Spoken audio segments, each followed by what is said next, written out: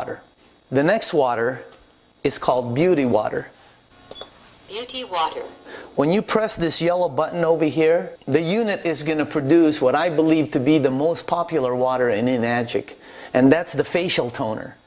Now, when you get this water and you put it in a spray bottle like this, when you spray it in your face, it feels like your skin is actually going, it's sucking the water in.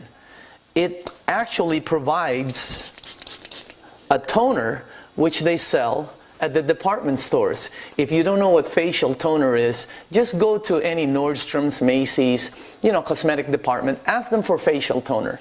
That's what they give you.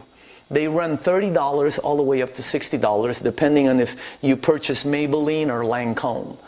Now, the reason why when you spray your face, it feels like your skin is sucking it in, is because the pH of your skin is 5.5.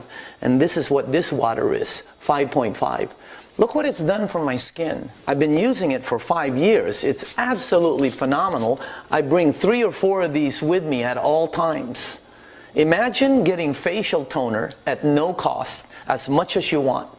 My wife likes to wash her face in it. I like to wash my face. And by the way, with this unit, you get unlimited facial toner. Imagine the savings just with that one button.